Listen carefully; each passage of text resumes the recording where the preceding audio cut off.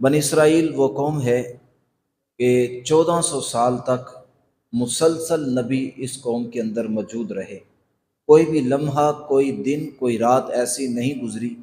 کہ اس قوم میں کوئی نبی موجود نہ ہو۔ اور پھر ایک نہیں، دو نہیں، 3 کتابیں اللہ رب العزت نے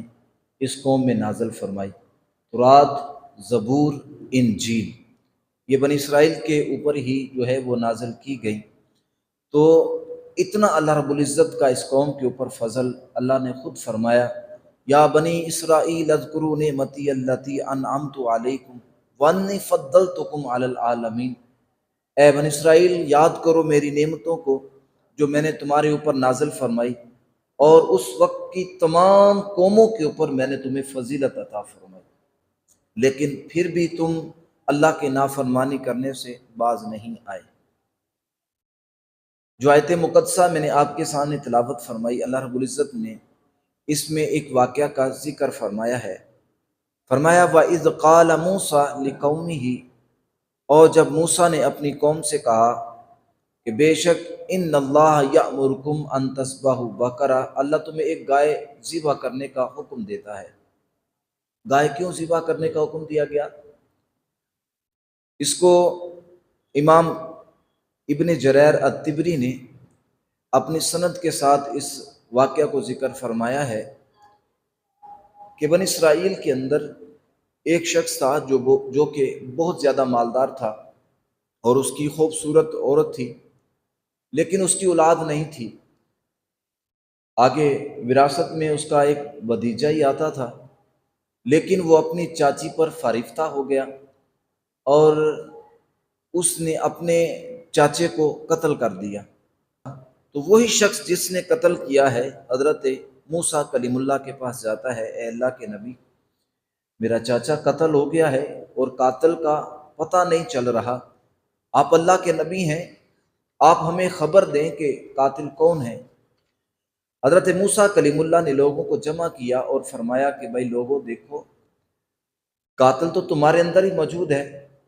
بہتر یہ ہے کہ وہ خود بتا دے، یا پھر کسی اور شخص نے اگر اس کو دیکھا ہے تو وہ اس کی ہمیں خبر دے، تاکہ اس کو منطقی انجام تک پہنچایا جائے۔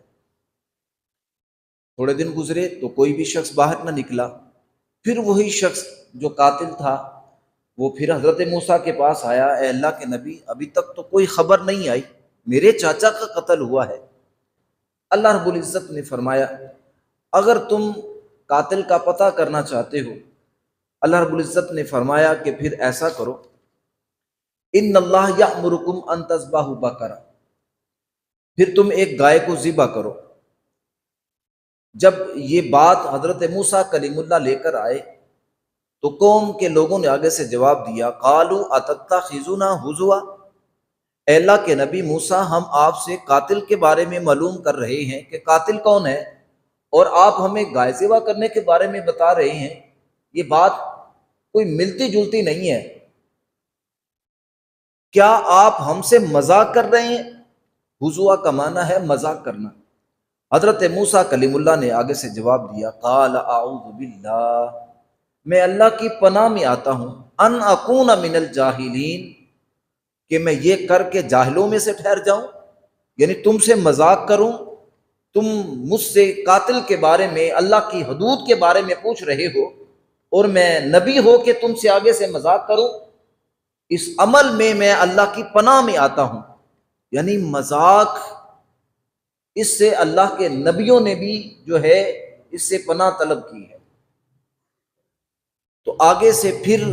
لوگوں نے کہا، قالوا ادع لنا ربک یبین لنا ما ہی، اے اللہ کے نبی آپ اپنے رب سے پھر دعا کیجئے کہ وہ ہمیں بیان کرے کہ وہ گائے کیسی ہو۔ اب یہاں حکم یہ تھا کہ بس گائے کو ذبح کر دے،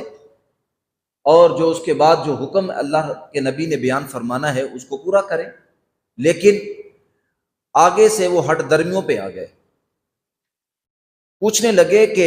آپ اللہ سے دعا کریں، وہ ہمارے لیے بیان کرے کہ وہ گائے کیسے ہو۔ اللہ رب العزت کی طرف سے جواب آیا، انہ یقول انہا بقرۃ اللہ فارض ولا بک، اللہ نے فرمایا موسیٰ سے، موسیٰ کہو ان سے کہ وہ گائے نہ بوڑھی ہو نہ بچی ہو، درمیانی قد کی ہو یعنی جوان ہو، اوان بین ذالک ففعلوا متوسط عمر کی ہو، اور پھر ساتھ یہ بھی فرمایا ففعلوا ما تؤمرون، اور جو تمہیں حکم دیا جا رہا ہے اس کو کر لو، جس بارے میں تمہیں بتایا جا رہا ہے بس کر لو اب۔ لیکن جس آدمی نے نہ کرنا ہو اور وہ چاہتا ہے کوئی ہیلا بہانہ ایسا تلاش کیا جائے کہ جان چھوٹ جائے۔ اب دیکھیے پھر انہوں نے کہا اے اللہ کے نبی پھر دعا کیجئے، قالوا ادع لنا ربک یبین لنا ما لونھا، اپنے رب سے دعا کیجئے کہ اس گائے کا رنگ کیسا ہو، اس کی رنگت کس طرح کی ہے۔ فرمایا ٹھیک ہے۔ قال انہ یقول انہا بقرۃ صفراء، اللہ نے فرمایا اے میرے کلیم بتاؤ ان کو کہ وہ چمکدار زرد رنگ کی ہو، اس کی رنگت ایسی ہو، فاقع لونھا تسر الناظرین، وہ دیکھنے والوں کو خوبصورت لگے، آنکھوں کو بھا جائے، پہلی نظر جب اس کے اوپر پڑے تو نظر ہٹے نہیں، اتنی خوبصورت ہو۔ کہا ٹھیک ہے۔ پھر کہنے لگے اے اللہ کے نبی دعا کریں اللہ سے۔ اب کیا دعا کریں کہ ہم اس بارے میں نا شک میں پڑ گئے ہیں۔ قالوا ادع لنا ربک یبین لنا ما ہی ان البقرۃ تشابہ علینا، ہم اس بارے میں شبے میں پڑ گئے ہیں، لہٰذا کوئی اور وضاحت کر دی جائے، مزید اس کی وضاحت کر دی جائے۔ تو وہ انا ان شاء اللہ لمہتدون، اگر اللہ نے چاہا تو ہم ضرور اس کو ذبح کرنے والے ہوں گے، ہدایت پانے والے ہوں گے۔ ہاں ٹھیک ہے۔ قال انہ یقول انہا بقرۃ لا ذلول تثیر الارض، موسیٰ کلیم اللہ نے فرمایا بے شک اللہ فرماتا ہے بالتحقیق وہ ایسی گائے ہے جو نہ محنت کرنے والی ہے، یعنی نہ اس سے کوئی ہل زمین پہ چلایا گیا ہے، اور نہ ہی اس کے ذریعے سے کنویں میں آگے جو بمبو ہوتا ہے اس کے آگے جو کر اس سے کنویں سے پانی بھی نہ نکلوایا گیا ہو، کوئی بھی اس نے کام کاج نہ کیا ہو، وہ اس صفت کی مالک ہو۔ تسقی الحرث، یعنی زمین سے پانی نکالنے والے بھی نہ ہو، مسلمۃ لا شیۃ فیہا، اور صحیح سالم ہو اور اس کے جسم پہ کوئی داغ دھبا بھی نہ ہو۔ اب انہوں نے دیکھا کہ کوئی کام بن نہیں رہا، چاہا تو یہ تھا کہ بار بار سوال کریں گے تو اللہ کے نبی کہیں گے جاؤ دفع ہو رہنے دو،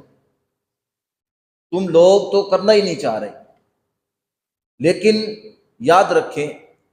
جب قومیں اللہ کے احکامات کے اوپر سوالات اٹھاتی ہیں تو پھر وہ اپنی جان کے در پہ خود ہوتی ہیں،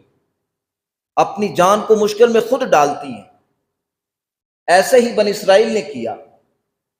وہ بار بار سوال کرتے رہے، اللہ رب العزت اس میں قائد اور جو ہے وہ ڈالتا گیا۔ قالوا الآن جئت بالحق، پھر کہنے لگے جب ان کو پتہ چل گیا تو اب معاملہ جو ہے وہ آگے بڑھتا چلا جا رہا ہے، پھر کہنے لگے آپ ہمارے لیے حق لے کر آ گئے، فذبحوها وما كادوا يفعلون، پس انہوں نے گائے کو ذبح کیا حالانکہ وہ ایسا کرنے والے نہیں تھے، وہ یہ کام کرنے والے نہیں تھے۔